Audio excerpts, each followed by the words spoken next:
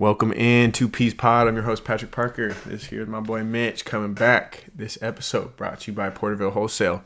Are you trying to get ready for the summer? I know it's getting hot. I think it just hit like 92 degrees or something the other day. God dang.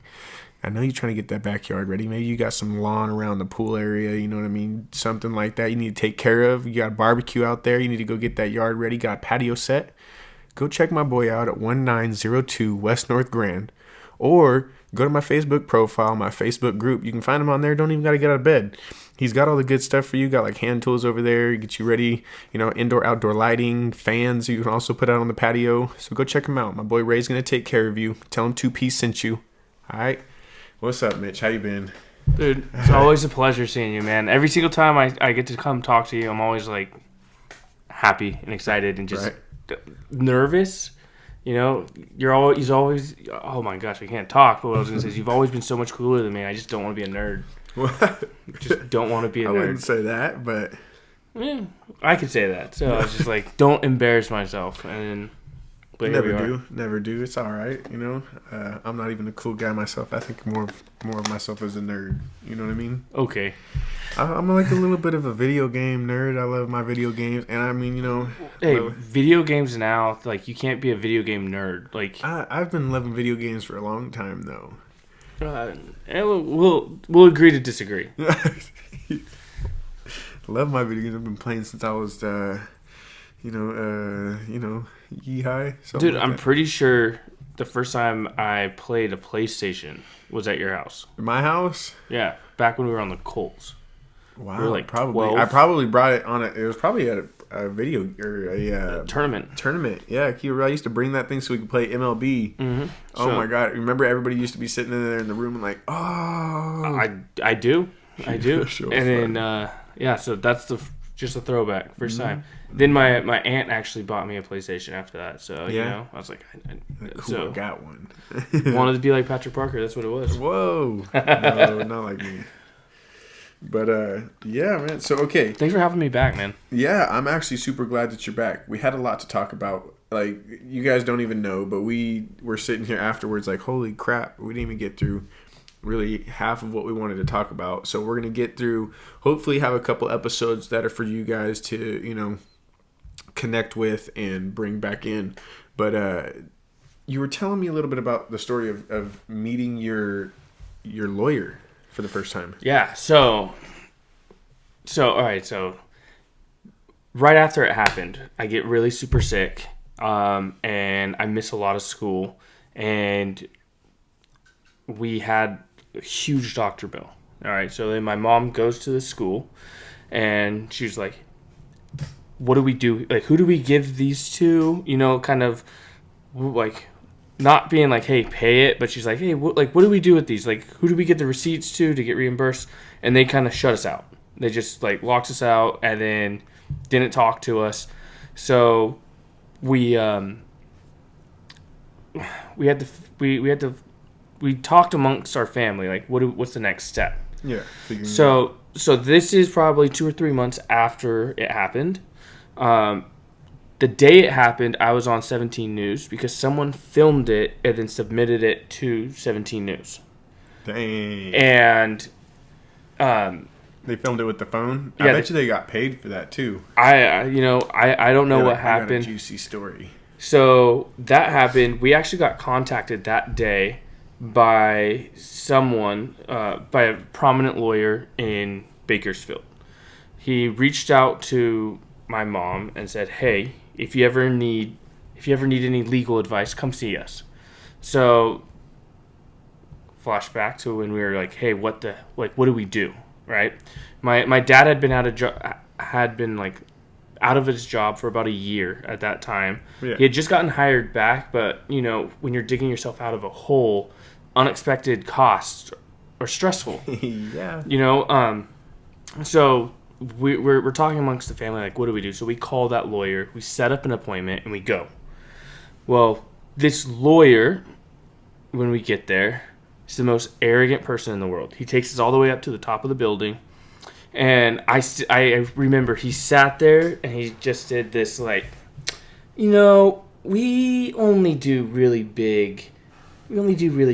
big lawsuits. Like there's just no money to be made. There's nothing there. And also, you'd have to go after the Kern High School district, and that's a state entity. And just talking he's like just belittling us, like right up there, he had asked us to come in. He approached us. We didn't come to him. So he had invited us there. So we go, and he goes, and also, I represent the teachers union. So you'd be going after one of my clients. It's a conflict of interest. You have no case. You have no case. And so we were like, oh, well, that sucks, right? He just invited us up to this ivory tower and just spit on us and just like invited us to slam us down. Well, it turns out he represents who we were going after. So that was like a tactic of theirs to keep us from suing them. Yeah. So as we're leaving, my mom turns back. I was embarrassed. I didn't want to be there. My mom turns back and is like, well, I get that you don't want to, but do you have anyone that you could recommend since you're for taking time out of your day just to see us? Is there anyone you would recommend? And he, in a scoffing way, he's like, you should go see Ralph Wiegis. He never turns anything away. Okay. That's what he said. And he said it just like that. Very flippant, like, go, he can have my leftovers. Mm-hmm. Right. And I can just remember thinking, like, I want everyone to shut up. Like, I don't care what happens. I want to find a hole. Like, Mom, why'd you bring me? This is humiliating. What the hell? And so my mom ends up calling Ralph Wiegis probably later that day or the next day. And we get situated. And I go in and I meet Ralph, who, you meet people in your life who have giant impact, who have love, who, like, it felt like when I met him, he shook my hand. Genuine. He was genuine, and he wasn't putting on an act so that he could be my lawyer. He said, what happened? How were you wronged? Right? And if you could articulate how you were wronged, he could see if there was a case or not. And I told him what happened, and he said, I feel like you were wronged. I think we can take your case. I don't know what's there. I don't know what isn't there, but I want you to know I have your back. My team, you're my client now. And so there's a lady named Michelle Paul, who's another lawyer of hers. She's her own lawyer, but she works with him. Not underneath. Like on a firm? No, she's a badass. She's just low key connected with him. Yes. Okay.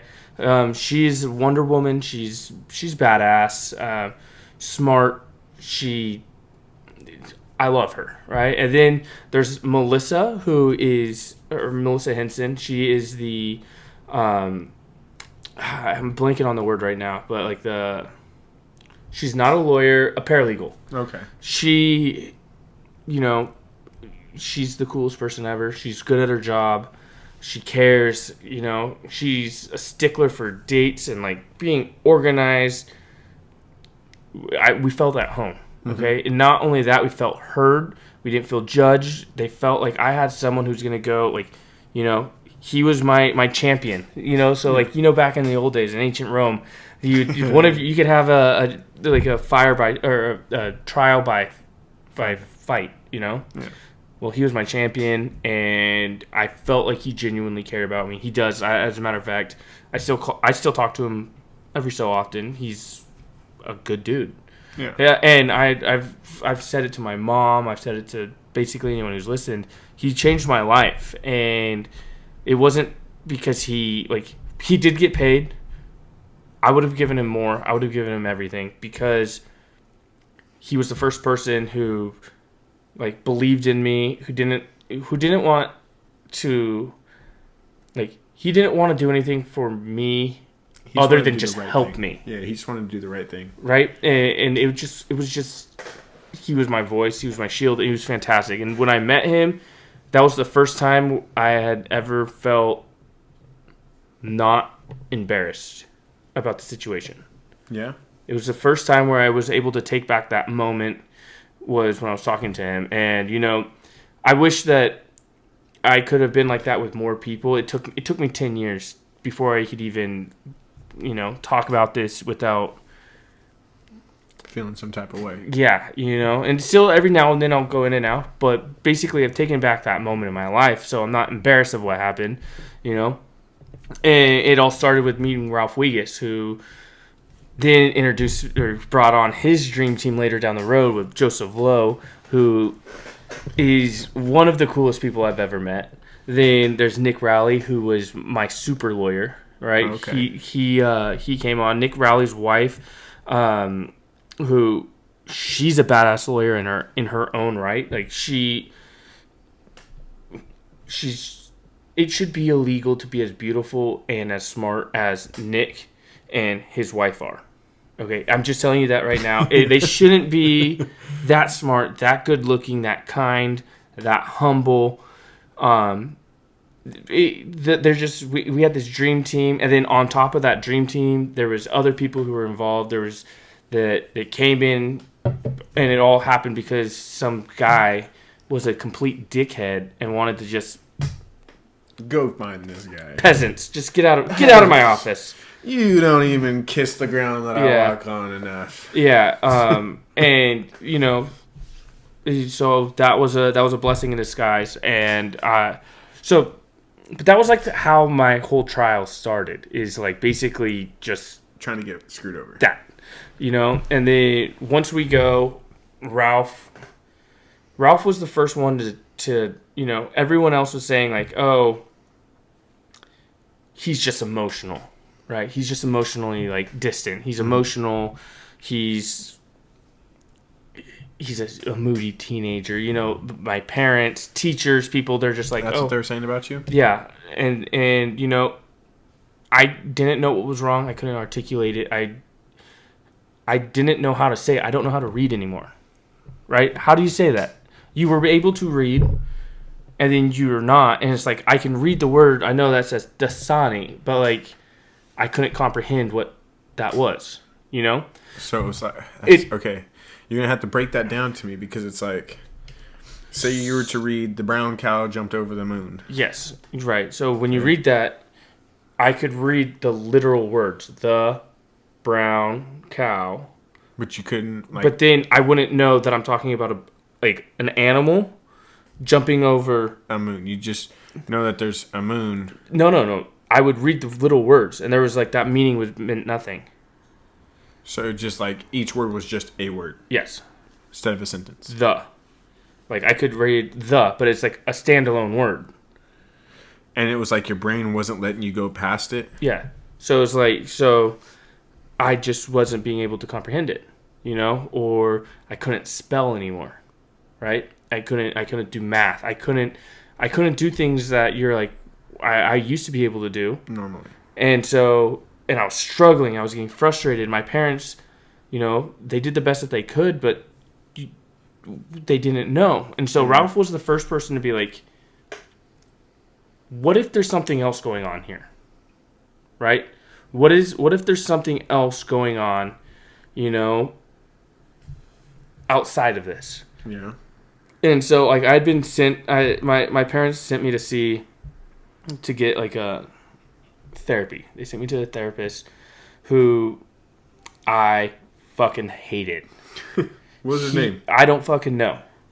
Let's put it this way. I went to this dude, and he was such a narc. He would then go tell my mom what we talked about in the meeting. I had a therapist like that. And the thing is, like, he's like, oh, I'm on your team. Yeah, I'm not recording you. I'm not, you know, they all say that stupid shit. But the thing is like, he just was a boner of a person. And I mean that, and like, he thought instead of doing his job, he was getting paid to just rat you out. Yeah, and so like, if you're going to be taking notes, and if you're not even rat me out, because I wasn't doing anything to rat me out, he just wasn't doing his job. He wasn't trying to treat me. He wasn't trying to figure out what the fucking issue was.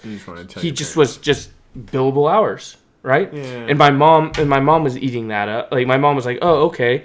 She's getting information like, oh, this, and that's why she thought I was a moody teen. Dude, fuck that guy. That guy was the worst. So what ended up happening is my mom would give me a check to go see this therapist.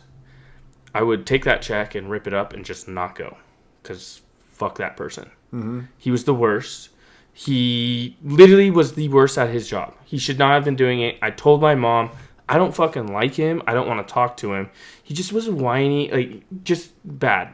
Well, Ralph said, hey, maybe since he had a traumatic experience, he needs to go see a trauma therapist. Makes sense. I told my mom I'd go talk. Well, she introduced me to, or he didn't introduce us, but he told my mom to find a trauma specialist. My mom asked some friends, and one of her friends told us about Joan Nolden. She is a... Joan Nolden. Joan. She is, to this day, the best therapist I've ever had. You always have something good to say. Dude, it's gonna be nice. I could almost cry with how good, like, because, you know, when you don't have the words to explain what was going on, and no one's listening to you, and no one really wants to find out what the problem is, because it's your fucking problem, it's not mine, right? Like, that's how it feels. She was the first one to sit down there and say, because I told her, I was like, one of the first meeting, I sat down and I told her, I don't want to fucking be here. I was so rude. I said, I don't want to fucking be here. I think this is a waste of my fucking time. And, you know, I think you're just going to narc to my mom. And then she goes, well, that's not going to happen. I was like, okay, I've been down this road before. She goes, I promise you, I will not, unless you tell me you're going to go kill yourself, right? I'm not going to tell anyone anything that goes in here. Not a fucking soul. And just a little foreshadowing. You tested her, didn't you? She was called in to testify on in a deposition. Mm-hmm. The other lawyer for the school district he was a cock. He just was an annoying person, and she didn't tell a single fucking thing. Okay, she gave anything clinically, anything clinically that she could give that is just, but all of the stuff that I told her that's outside of the realms of, like, my injuries, and, you know, she answered questions about that what happened there, right? Mm-hmm. Well, she didn't talk about all of the other stuff. It's just, she made you feel... She heard me, she protected me, and what I'm saying is, like, when she was on, it's like she was on, like, she took an oath to say, like, the truth, and she did tell the truth, but she didn't tell more than what was asked. Yeah, you know, and that was the thing. Like, you asked her a question, she answered. She didn't embellish or, like, say, well, he said, like, I don't know. It was fucking. Not only did she not tell my mom, but she was a fucking homie, dude. Like, she was just. She was the best, and she was the one who's like, hey, she talked to my parents, and she's like, I think there's something structurally wrong with Mitch. I think he has an actual injury. And if you want to know why my court case had the amount of money I had, it's because this lady listened to the fucking words I said. She didn't want to just hear. She wanted me. She saw that I was hurting. She saw that I was struggling. She wanted to know why that was happening. Not, let me make an assumption. It's just already happening. You know, I don't want to make an assumption. Like, let's look at this blank picture. Let's figure out what the fuck happened. You know, outside of, like, the trauma that happened, let's look at how do we solve this problem. Yeah. And she was the one who did it. She saved me in many ways. So, you know, I'm blessed to have these things. So I know we were talking about the court and, like, how everything is, but, like, the number one thing was finding Ralph, finding Joan, and then having these two guns stand by me even when it seemed like every single door was shut. So the trial took like 6 years. So like the case took 6 years. And the reason being is because the judge that we had at the time was married to a lawyer at the firm that was representing the Kern High School district. Oh, whole big old. Doesn't that sound like conflict of interest? Huge conflict of interest. We didn't find that out until later because we kept on losing. Like we were this close from getting the whole the whole case thrown out. We were losing these judgments out of nowhere, like stuff like we weren't going to be able to have my doctors come testify. Like what? Like, there's just different things that were just coming up, and what I'm saying, like the door was shutting, and they when they were offering me $5,000, all right, $10,000. There was another time where there's these mandatory settlements. They come. We were expecting $250,000 as an offer, and it was $15,000, and it's just because they had the judge who in the civil case should have recused herself. She didn't. Well, my lawyers found out, like, why were we losing these? We shouldn't have been losing it. Well, we found out we tied it. Then we appealed to having a new judge. We got a new judge, and then all of her past decisions had to be relooked at, and we won every single one. Yeah, I want to say there was because now you just exploited her one. Yeah, and so there might have been one or two that we lost, but they were like kind of far outlandish. It's not even far outlandish. Like, you expect to win some, you lose some, right? But they're just you want a fair trial, and so the judge decides what can be permitted and what can't for a fair trial. Yeah, and so that was a turning point in our case, and all of a sudden it's a spatoosh, wide back open. Huh? It wasn't. Yeah, it was just like, imagine being in a boxing ring, right, where your hands are tied behind your back and the other person can just hit you. That's what it felt like. Like, we were just taking all these things, and it's like no, and yeah, it's like, oh wait, hold on, I should put my hands up in front of my face, like, I could do that. It was very exhausting, and when you got beat up, when you're relearning all of these things, and I'm depressed. I have this anxiety, this crippling anxiety. I couldn't go to the movie theater. I couldn't do these things because I felt like I was gonna die. Like, I felt like I was dying. So when you were going through anxiety, like, okay, were you like in fear of like just everybody around you kind of closing in? Did it feel like almost kind of like you were, even in public, like you were almost claustrophobic? Yes, but no at the same time. So yes and no. So the reason why I say it like that is I didn't know what anxiety was. Yeah. Okay, until I had an anxiety attack. Okay. Yeah. Most people don't. And it's overwhelming. It's not like, oh, I'm scared. It's like my head knows, like, hey, I'm fine, but it feels like my body, like, so like the way, like, your nervous system, it wants to run. Mm-hmm. So it's like it feels like your skin's itching. Okay? And so, like, I didn't realize what that was. I'm irritable, and I'm always like, looking over your shoulder. I felt like I was tweaking. Yeah, because you felt like you might be attacked again. Yes, and so that's what it was. And it was like happening. It was happening frequently. It was happening all the time. It was happening. Like, I had one. I can remember one of the biggest anxiety attacks I ever had. I had just gotten done watching the Twilight movie with some of my friends, and we were at the movie theater, and we get home, right? And, like, I thought I felt like sick, so I told my mom, like, I don't feel well, I'm just going to go to bed. And then I told my mom I was having a heart attack. I was crying. I couldn't breathe. Like, my mom called 911, and it was the scariest moment at that moment, like, that I can remember, where I thought legitimately I was dying.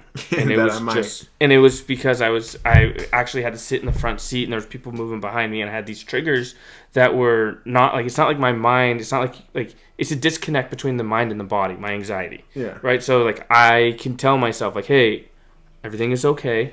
Like, I'm fine. But it feels like my body's like still running. Yeah. Like running a marathon. And so all of that's happening, and these other lawyers on the other side, they're getting paid to drag out the case as long as possible. This other lawyer, we actually filed a grievance against him with the state of California, because he went above and beyond that. We actually won that. He's actually no longer practicing. And the reason is because he would call me into a deposition, and we had 4 depositions. Each one's 12 hours long. And Jesus. And they just I don't want to do this no more. They just hammer me with these questions, and they antagonize me. They're like, well, they're trying to get you. Yeah, and they're trying to antagonize, and the guy was antagonizing. Is not, they're like, you think I am going to handle my own, right? They break you, right? So they'll ask you these questions like, you think you're a victim? You think you have it bad? You can't read? You can't read? Are you serious? You're reading this perfectly fine. What does this word say? And it's like dog. And you're like, well, so you can read that? I was like, yeah. But there's a difference between having the knowledge of knowing what the letters of a word mean and then knowing what the word is behind it. So that's a part of... So what I come to find out, that's a part of like language, is being able to put meanings to symbols, right? So I can tell you, I can read it, but putting a connection to what the symbol that I'm reading was where the disconnect in my head was. Yeah. And so he's just antagonizing, and he's doing that for 14 hours, 12 hours, and I wouldn't like that. I'd be like, man, you gotta shut up. I can remember, so one of my depositions, he's mentally just beating me up, and he attacks Michelle Paula. So Michelle Paula was my lawyer who went in with me. This is the first one that we went to, and she is a very strong, a very good. He makes her cry because he's antagonizing me. He's calling me a faker. He's calling me a liar. He's just legally anything he could say. He's saying it, right? Yeah, and she's my lawyer. She goes, we're gonna have a timeout. She walks outside, and I'm like, what's going on? Like, we go outside, and she's crying, okay? And she goes, I don't like how he's talking to you. I can't believe he's doing this. She calls Ralph, okay? Ralph comes down. He stops what he's doing. He comes down. He shows up. Ralph is a cowboy, all right? He doesn't wear a cowboy hat all the time, but he wears the boots. He wears the jeans. He's a freaking cowboy. He comes in, and I always thought of him as this old, frail man, like this old, frail dude. He's a big size guy, yeah. But like I've only seen him at his chair, sitting down.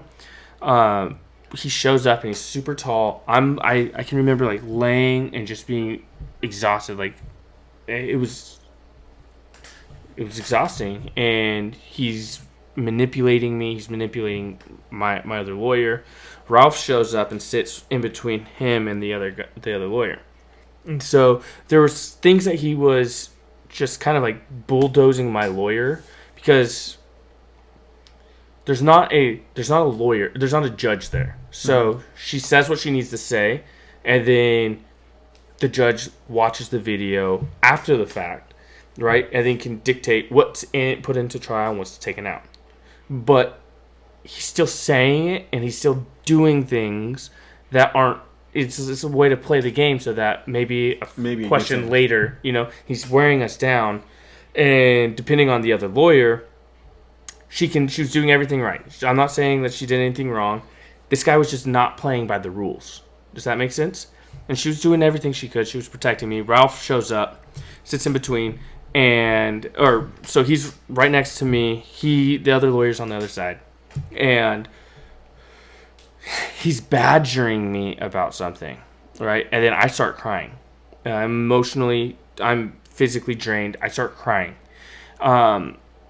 And Ralph gets up and stands up and he slams his hands and he goes, "You will not treat Mitch like this." And it was the most badass thing ever.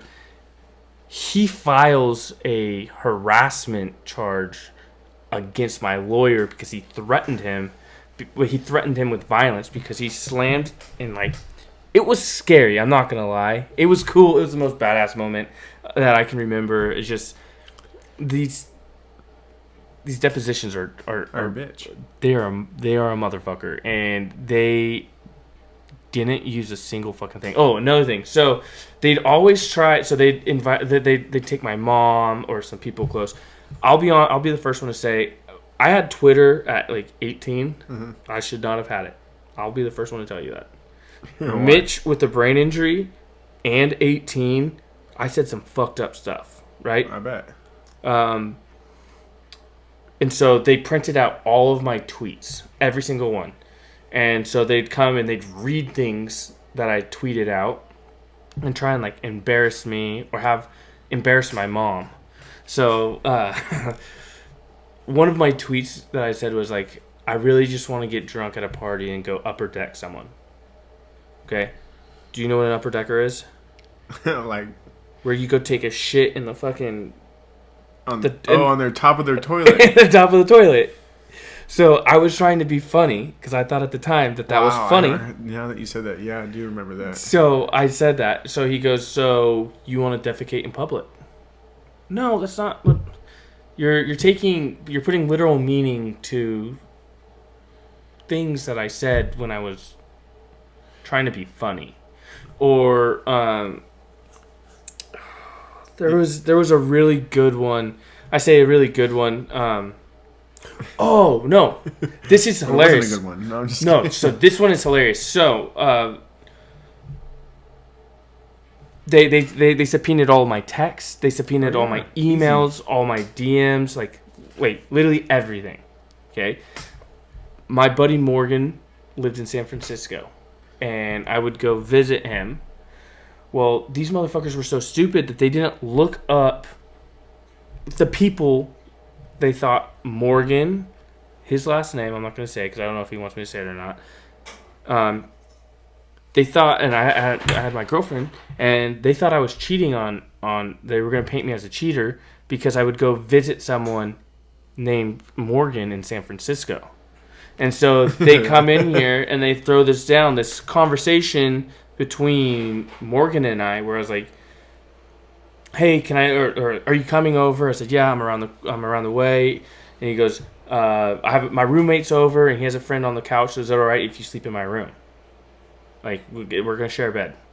Yeah. It's yeah, that's not a problem.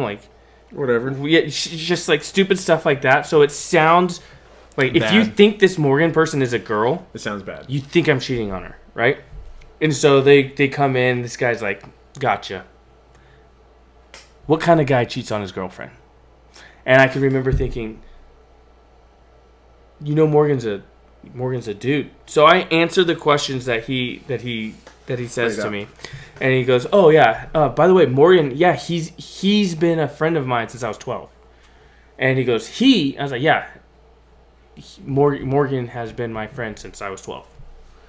And they're like, "Oh," and they're scrambling. But that's the type of stuff that they would do. They would go through literally every single text message I had at that point. Do you know how many text messages a 18-year-old sends in a day? No.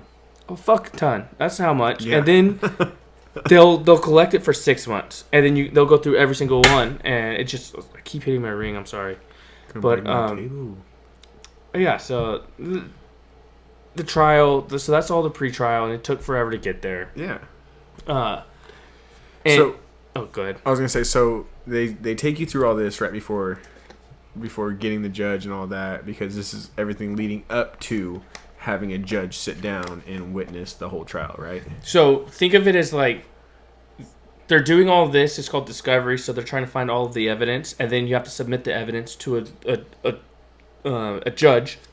That judge decides what the jury sees, like what's fair, because you can like, you know, what's pertinent to this conversation. So like I can't just be like, let's say I'm suing you for stealing my truck. Okay. Well, I can't go back to your kindergarten and take a macaroni art project that you had and show it as like, see, look, this is his art. Like, he's so bad at art, he obviously wants to steal this truck. Does that make sense? At art. But no, the thing is that people will pull anything and everything, and so like they want to take the scope from being really big to just what's the trial about, and so that's what the discovery part's about, and so that's where we're at now. We're gonna go a week and a half out to my trial. Mm-hmm. My Nick Rowley decides to bifurcate the case. So there's two different trials at that. There's two different trials at that point. One's for like who's at fault, and then one is damages. Well, when we're going through it, which was a brilliant move because, you know, splits them up. It's a brilliant move. It works out. It focuses on what's really going on like, at those points. Yeah, so we can talk about like this is what happened. And then after we decide who's at fault for what happened, now I'm going to say like, hey, this is what happened to me. Yes. You know what I mean? So the current high school district, that lawyer who was really bad, mm-hmm. The current high school no longer a lawyer anymore. Yeah, they fired him because he wasn't good. They found out that he was bad. Let's put it that way. Yeah, he wasn't communicating. Man. He wasn't communicating with the people that he needed to communicate with. Because he was losing. Well, it's not that he was losing. He just didn't care. He was just getting billable hours. So he was just, you know, just pushing things off just so he can be like, yeah, they pushed it back for some reason. You know, so he just was playing the system. He was a scummy slime ball of a lawyer. They get a new person. I feel really bad because the case that he made was dog shit. Okay? He didn't do anything. He set the other lawyer up for failure because there was a kid that we went to high school with who, when you watch the video, it shows him as being a catalyst for everything that went down. Okay? They tried to say in trial that kid was mentally retarded, mentally handicapped, and he was like a mascot for the football team, when in fact he was a college prep student. He had a minor stutter, and he participated on the football team for 4 years. He wasn't a mascot. That was very bad. So they tried to say that. Tried to lie. What? Tried to lie. Well, yeah. Well, what then really backfired on them was the fact that my lawyers put him on the stand. And, I mean, it's hard to say. Like, he graduated from Fresno State. He had never been in special needs classes. He didn't have any special needs. And I think if you're going to call someone mentally retarded in public, like, not just like, I'm not going to say his name, but they did, you know? And I want that person to know that he's a great guy. I love him. He's not, and I think it's super fucked up that they even did that to begin with. Yeah. You know, another thing is, you know, there was a football coach at BHS who was there for a long time who was called onto the stand and lied. Okay?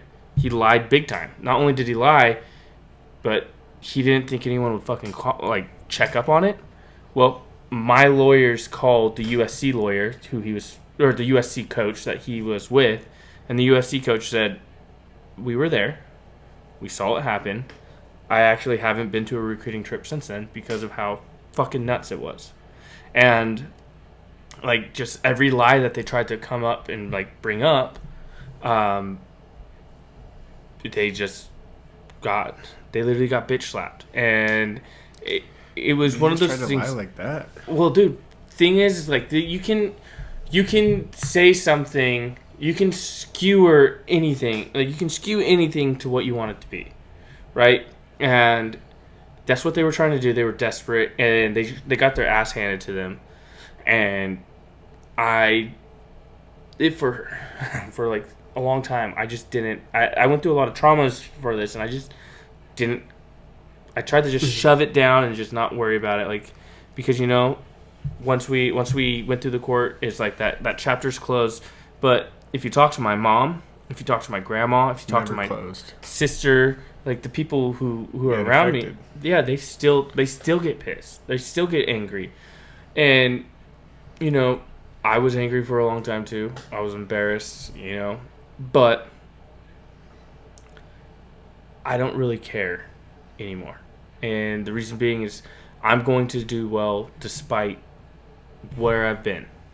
I'm going to do so. I'm going to be today. Yesterday sucked. Today's better, and tomorrow's going to be even better than today. And that's how even if it sucks, we're just going to keep moving forward. Yeah, it's going to be better. Right? Yeah, it's got to get better. One step is ahead of just keep swimming. Take a step at a time. Just keep taking that step forward. That's it. And I don't know. I feel like I had a lot more that I wanted to say, and I can't think of what it is. Well, I mean, like I said, we'll probably have you on here a couple episodes, so you got a lot of time to say what you want to say and think about it. But at the same time, okay, so we just went through going through the depositions. We just went through, telling me how you're kind of building into the case, right? Mm-hmm. So what was the next step in like finding? I know you guys probably had to find, all the jurors, all the, everything that was going to go on for there. How long was that process? Like 5 days. So here's a cool tidbit. So that one of the people on our team, okay, he specializes in jury selection. Yeah. So that's all he does. He's a profiler. Yeah. So he sits there. My lawyer, they come up. My lawyer will ask a question. Well, he comes up and he'll be like whisper something in the ear, and then that guy's gone, and that person's gone. Yeah. The dude was the coolest guy I've ever met. Like, what I mean by that? All right. So the cool, I just mean he's down to earth, just chilling. Not even that. Well, yes. So he's a big hiker. Okay. Oh, okay. He's hiked across the United States horizontally. So I think that's called the Continental Divide Trail. Then he's done from vertical too. Yeah, but on both sides of the country. So there's the PCT, and then there's the Appalachian Trail. I don't know what they're called. The mountain trails or something like that. Yeah, and he wrote books on it, and so he's Whoa. he was a famous person. Wow. He's really cool. Same as Steve. And he a lot of my symptoms that I have that my brain injury has, they're exasperated, so they're at their worst when I'm super tired. Mm-hmm. All right, so not just a little tired. So at the end of the day, it's when it's the worst. Everybody's at their worst. But what I mean by that is my double yours. My stutter comes out. My brain just feels when you turn on your PlayStation or your Xbox and it goes and it makes that really loud noise when it's been going for too long. That's how my brain is, and I can't think. I can't do anything. Turn it off. So Steve, the night before I went on to the stand, right, mm-hmm. kept me awake for 24 hours. Didn't let me sleep. He looks like Bruce Willis. I think that needs to be said. I don't mean a passing resemblance. Dead on. Dead on. So much so that when we were out in front of the courthouse, people were stopping and asking him "Hey, can I?" Yeah, and he's like, "I'm not Bruce Willis, but I'll take a picture with you." And he was a cool dude, and he stayed with me and kept me awake because his mentality was, I'm passable. So if I have preparation, people won't say, "Oh, you have a brain injury." They might say, "Oh, he's fucking weird," but they're not going to think automatically brain injury, right? So he wanted them to think brain injury. Yes, and he wanted them to see the symptoms that I talk about that happen all the time, and my brain fatigues faster than most people. So let's just start fatigued instead of having me get there, right? And so then they put me on the stand, and when I get to the stand, my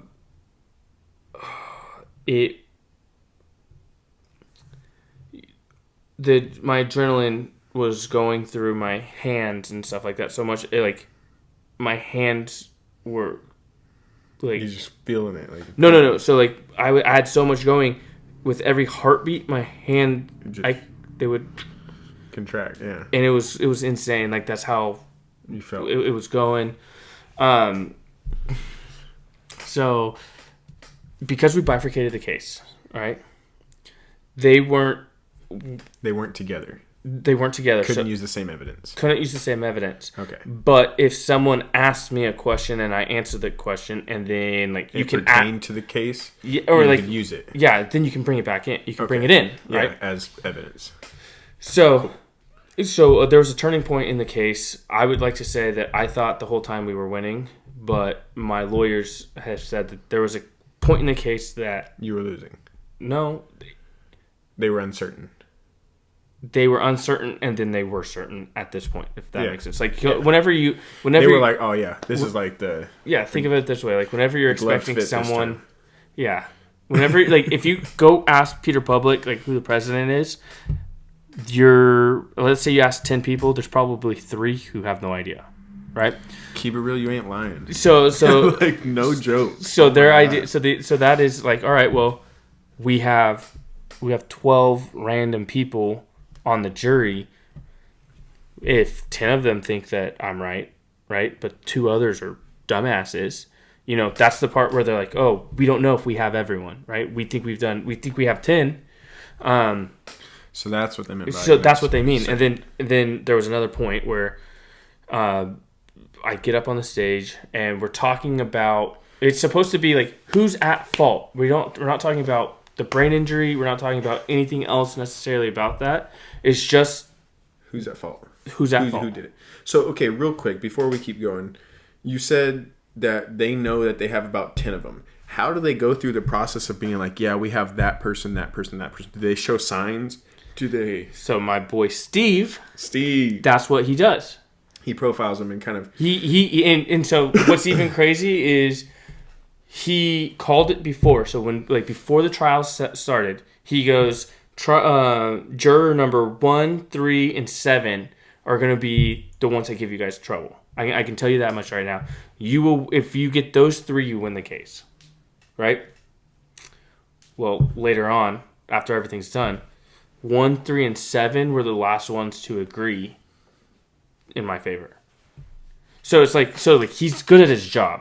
They pay him a lot of money. He's good at his job. He knew. I don't know. I can't tell you what it is. He picks up on keys. Yeah. So there's another one where there was a juror who, when she was paying attention, she would chew her gum at a certain cadence.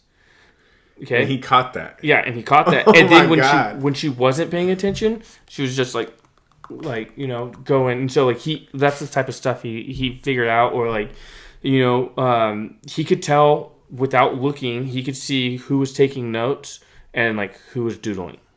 Okay, he knows how to pick up on that's what he does. He was so cool, dude. I'm telling you right now.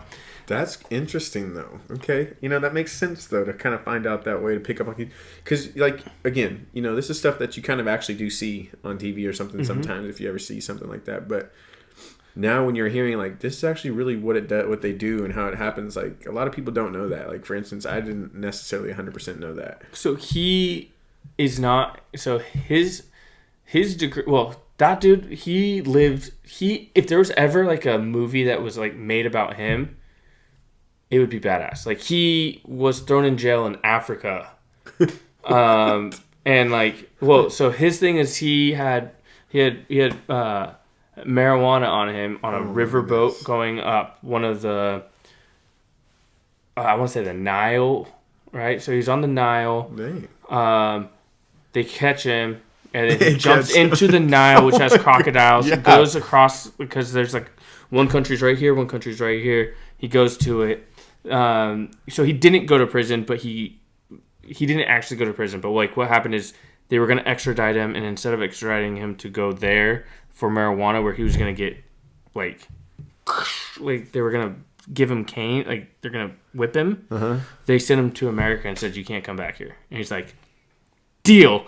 Sold. So like, Done. yeah. So Thank you. So he's just one of the stories he told me when I was trying to fall asleep. Oh my god. He wrote a book. He's written a few books, and the dude's just Indiana Jones, but with a with a psychology degree. And so he wasn't even a lawyer. And then another interesting thing. So there was a lawyer who wasn't a lawyer on my squad. A lawyer who wasn't a lawyer. So he was a lawyer, but he was disbarred. Oh, okay, but he was still a good lawyer, so they wanted his help. So he was the smartest person I've ever met. That's probably why he got had disbarred. a movie. No, he had a movie written about him that starred Hayden Christensen. Hayden Christensen was him in the movie. It's called Shattered Glass. Huh. He was on my squad, and so he can't practice law because he's disbarred. Because in that movie, he was a journalist and he made up and fabricated just stories. So he just made stuff up and then presented it as if like he was a journalist. And he was like the editor of Penn. And so this dude was smart. He shouldn't have done it. He was Genius. Yeah, but he got caught, and that's what happened. But yeah, no. So that happened, and like I said, so the turning point in the trial. I come up, and I was very nervous to do this. The other lawyer approaches me, and he starts asking me questions. They're trying to lead me to an answer, and he made a mistake in his line of questioning, because he said, like, how do you know you have a brain injury? Right? How do you know that? Because the damages part was the second half. We hadn't introduced my doctors, and we weren't supposed to bring in my doctors. Yeah, you weren't because that's outside of the realm unless they bring it in. So he asked, how do you know you have a brain injury? And I said, well, I went to Center for Neuroskills. And then his follow-up question is, what's Center for Neuroskills? I was like, oh, thank you for asking. Let me tell you, it's the Rolls Royce for brain injury therapy. It's a collection of neuroscientists and neurodoctors who specialize in the brain. And the reason why I know I have a brain injury is because those said top of the industry in their field told me I do. And this is what they said.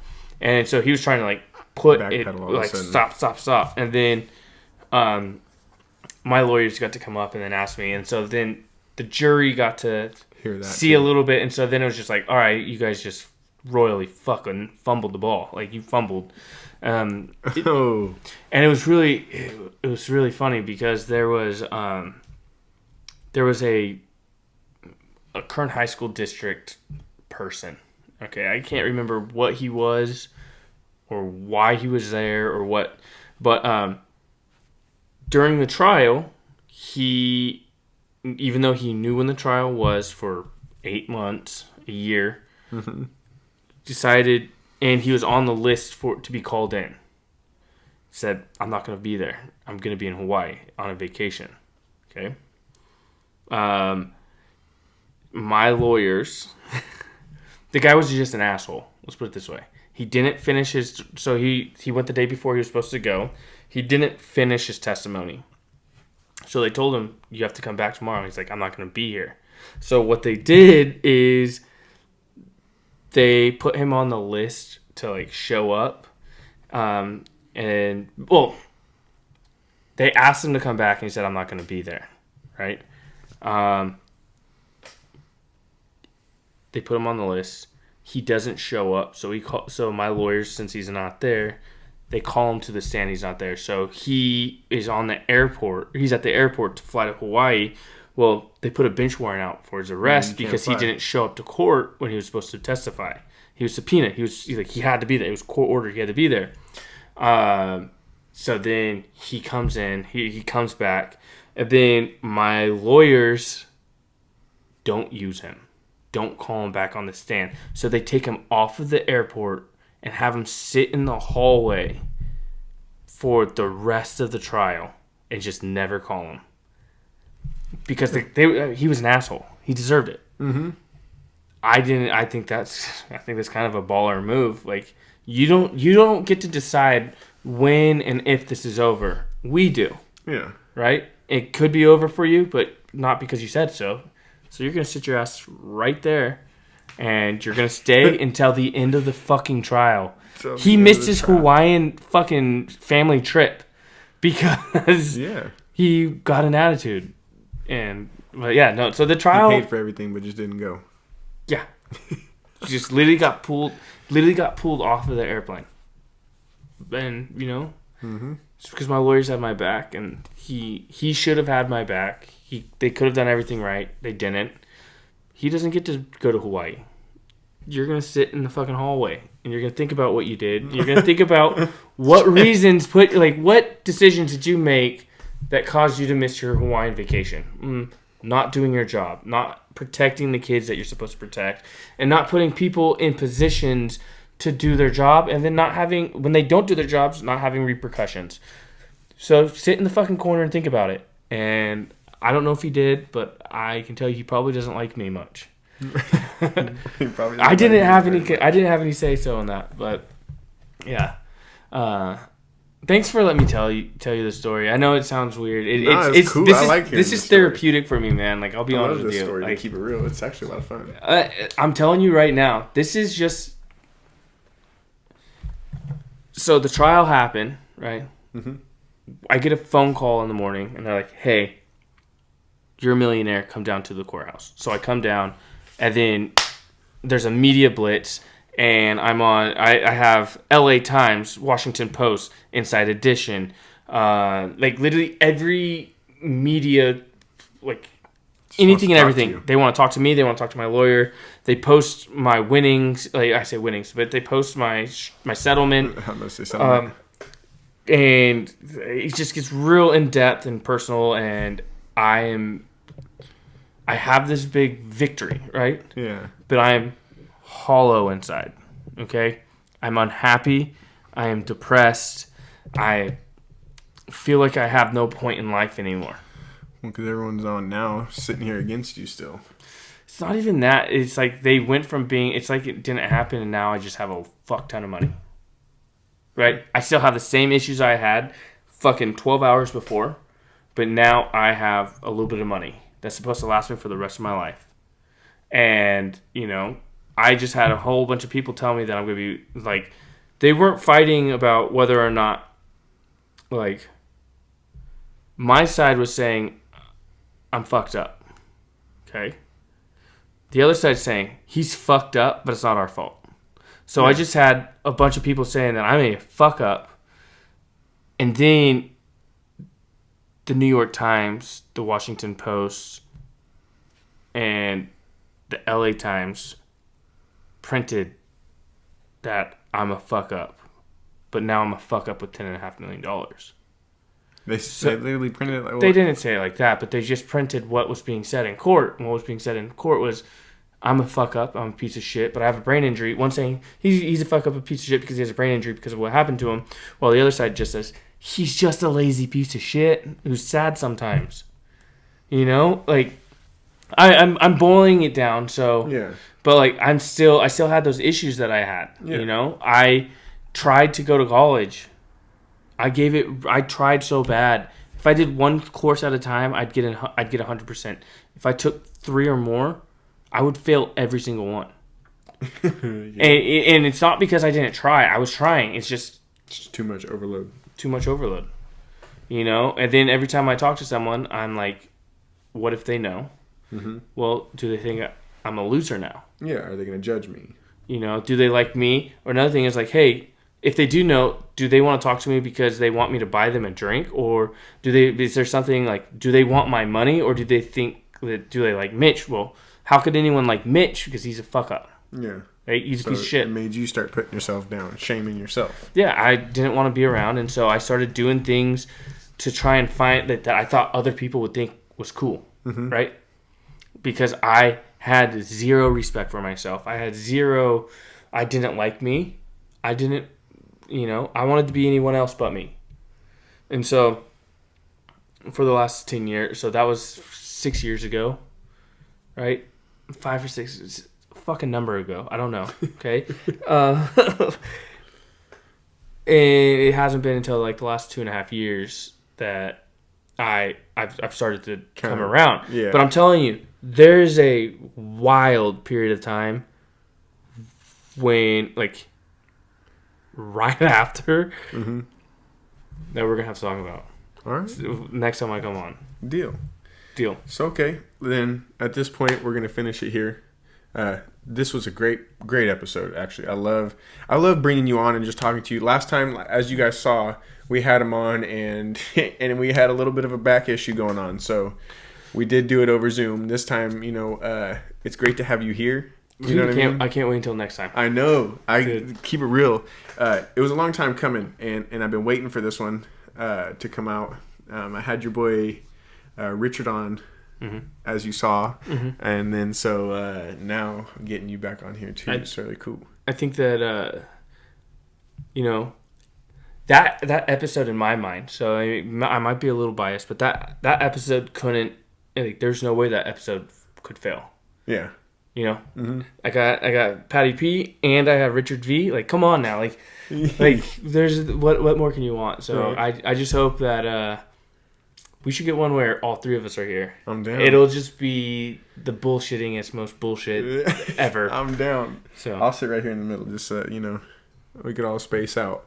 But hey, just FYI, Porterville Wholesale has sponsored this episode, and if you're trying to get your house improved, go check him out.